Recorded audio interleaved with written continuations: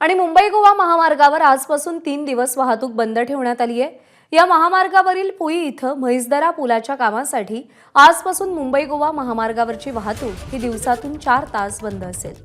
पर्यायी मार्गाचा वापर करण्याचं आवाहन पोलिसांकडून केलं जात आहे। याचा आढावा घेतलाय गणेश महाप्रळकर यांनी। गेल्या 13 ते 14 वर्षांपासून रखडलेला मुंबई गोवा राष्ट्रीय महामार्ग अद्यापही पूर्ण होण्याचं नाव घेत नाहीये। मी आहे सध्या आता याच मार्गावरील कोलाड पुई म्हैसदरा या पुलावर।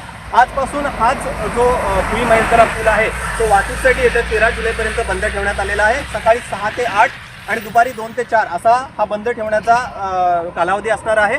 मात्र आता सकाळी 10च्या नंतर पुन्हा एकदा हाच मार्ग वाहतुकीसाठी पुन्हा एकदा खुला करण्यात आलेला आहे। पुन्हा एकदा दुपारी 2 वाजता हा महामार्ग पुन्हा वाहतुकीसाठी बंद करण्यात आलेला आहे।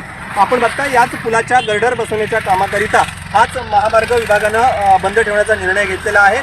एकंदरीत मुंबई गोवा राष्ट्रीय महामार्ग हा गेल्या 13 वर्षापासून सुरू आहे।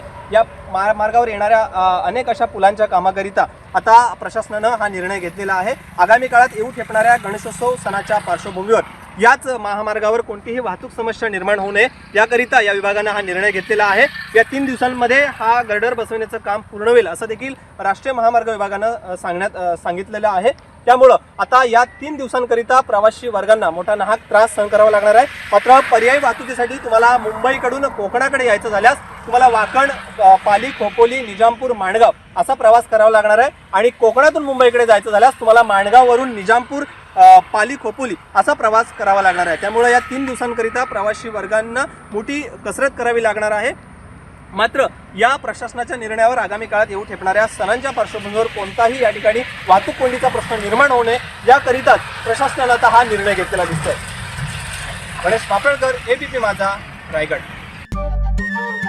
नमस्कार। मन सुद्धा तुझं ही एबीपी माझावरची वेगळीच मालिका खूप गाजली। हिचा दुसरा सीझन केव्हा येणार अशी अनेकदा विचारणाही झाली, पण आता प्रतीक्षा संपली। लवकरच येतोय सीझन 2। मन शुद्ध तुझं होई मन शुद्ध तू